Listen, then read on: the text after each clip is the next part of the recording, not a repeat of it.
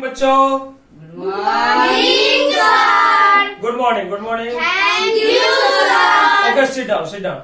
आज हम लोग बेटा पढ़ाई करेंगे सिंप्लीफिकेशन के बारे में। सिंप्लीफिकेशन जो समझेंगे हम लोग, इसको हिंदी में क्या जानते हैं।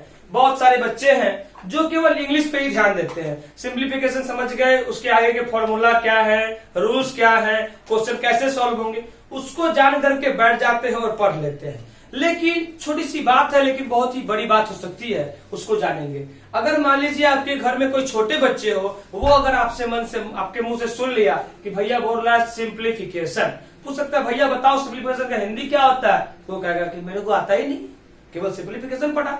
तो नहीं, हमको इसका हिंदी भी जानना है। हिंदी इंग्लिश के साथ साथ हिंदी भी जाननी चाहिए हमें। अगर मान लीजिए आपके पापा मम्मी थोड़ा कम पढ़े हो, तो क्या उनको नहीं बताएंगे? अगर वो पूछ सकते बेटा क्या पढ़ रहा है, तो बोलेगा सिंप्लीफिकेशन। पूछे बेटा बताओ इसका हिंदी क्या हो सकता है, सिंप्लीफिकेशन का हिंदी क्या होगा, तो हम बताएंगे ना कि सरलीकरण। लेकिन कब बताएंगे? जब हम जानेंगे। तो आज हम लोग अच्छे से पढ़ेंगे, विस्तारित रूप से जानेंगे हम लोग अच्छे से। तो सिंप्लीफिकेशन को बेटा हिंदी में बोलते हैं सरलीकरण। सरलीकरण समझ गए। अब हमारे मन में बहुत सारे सवाल आएंगे, प्रश्न आएंगे, क्वेश्चंस आएंगे कि ये होता क्या है, ये कैसे सॉल्व होगा, इसके पीछे कैसे कैसे क्वेश्चंस आते हैं, एग्जाम में कैसे क्वेश्चन आते हैं, बुक में कैसे क्वेश्चन होते हैं, और सर भी कैसे क्वेश्चन पूछ सकते हैं। तो हम लोग सभी प्रकार के क्वेश्चंस के हल के बारे में समझेंगे। और अगर हम सिंप्लीफिकेशन के सारे रूल को, नियमों को अच्छे तरीके से समझ जाएंगे, बूझ जाएंगे, सीख जाएंगे, अंडरस्टैंड हो जाएंगे, तो हमको क्लियर हो जाएगा और हम सारा क्वेश्चन को सॉल्व कर सकेंगे। तो इसमें हम लोग सबसे पहले समझेंगे बेटा कि हम लोग जो अभी हम लोग क्या पढ़ रहे हैं, स्टैंडर्ड लेवल में पढ़ रहे हैं, यानी क्लास 6 के बच्चों को मैं बता रहे हैं। तो क्लास 6 के बच्चे जो होंगे वो सीखेंगे क्या है। बोर्ड मास एक रूल है, बोर्ड मास,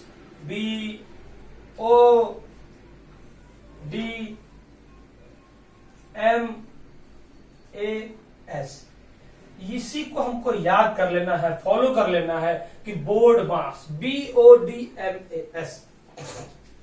अब समझेंगे बी को हम लोग को क्या बोलेंगे,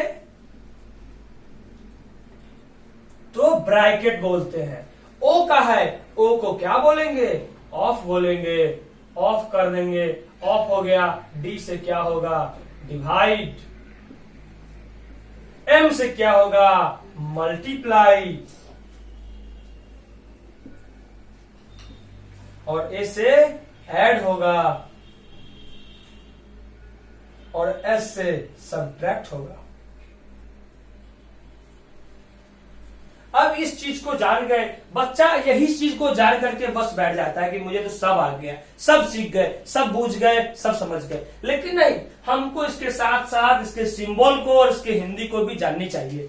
अब ब्रैकेट है तो हम सीखेंगे कि ब्रैकेट को हिंदी में क्या बोलते हैं। तो ब्रैकेट को हिंदी में कोष्ठ बोलते हैं, और ऑफ को का बोलते हैं, डिवाइड को भाग बोलते हैं, मल्टीप्लाई को हम गुना बोलते हैं, ऐड को जोड़ बोलते हैं, और बच गया लास्ट में सब्ट्रैक्ट को घटाव बोलते हैं। इस चीज को जानने के बाद भी हमारे मन में अभी भी क्वेश्चंस हैं, क्वेश्चंस कम नहीं गए क्या। इसको, इसके सिंबल्स को जानेंगे, ये कैसे दिखते हैं, इसका क्या काम होता है। तो ब्रैकेट जो है बेटा वो 3 प्रकार के होते हैं, पहला, दूसरा,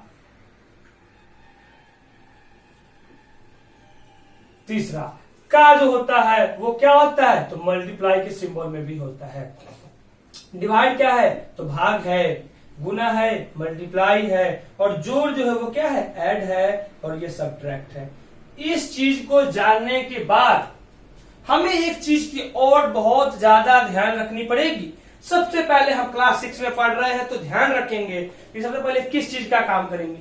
तो इससे ऊपर भी एक चीज होता है जिसको बोलते हैं बार। क्या बोलते हैं, बार बोलते हैं, जिसका सिंबल होता है ऊपर ऐसे डैश। तो सबसे पहले इसी का काम करते हैं, इसी का काम करते हैं, सबसे पहले इसी का काम करते हैं।